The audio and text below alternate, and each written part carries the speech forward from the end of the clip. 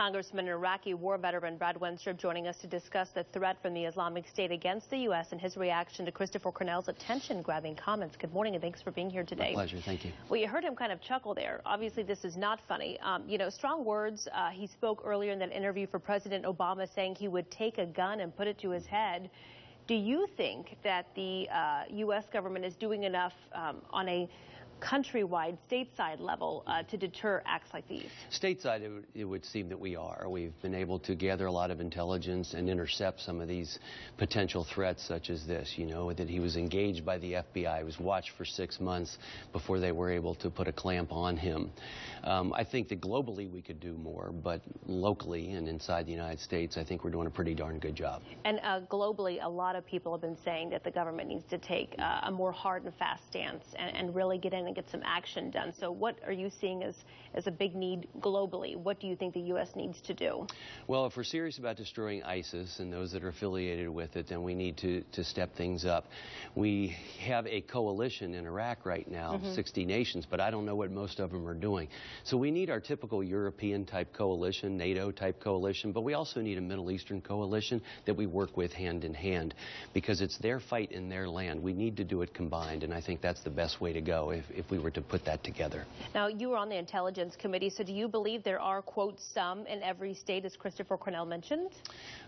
Things we learn on the Intel Committee we often aren't able to share. I don't know that it's in every state, but it's certainly being watched on a national level.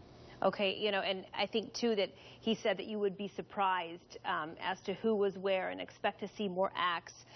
What is the plan then going forward from a stateside perspective? Well, continue to monitor and search out people like Mr. Cornell and try and nip these things in the bud, if you will. I think that, as you look from an intelligence standpoint, we have a lot of ways of gathering that type of information. And I do ask the American people to be observant, too, and watch for changes in behavior and report it. Well, and you were telling me, too, that it's easier almost to talk to people from Ohio to New York, out to Utah, wherever, because you're doing it online. They're doing it online, and right now they are able to recruit without a personal interaction. And I think that that's what has happened here. I hope we gather more intelligence from Mr. Cornell as to how he became engaged.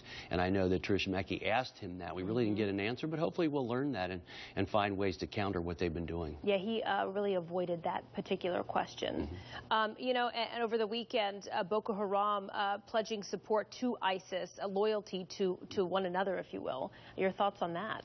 Well, I think you're going to see that happen more and more as some of these other groups that are around the globe see that ISIS is winning or perceived as winning, then they want to align themselves with that. It becomes a greater threat to them.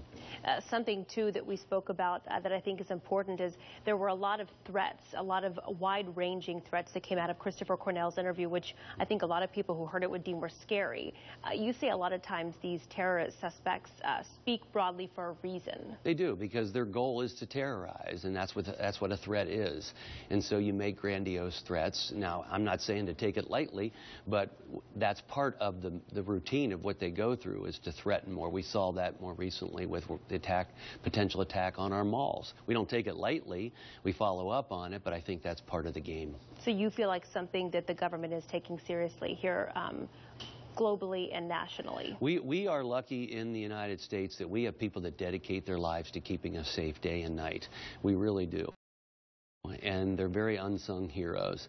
Globally, I think we need to do more and can do more, but we have to do it with other nations, and it's really a matter of good versus evil. King Abdullah of Jordan spelled that out very clearly for us. Brad Wenstrup, thank you for being with us today and taking the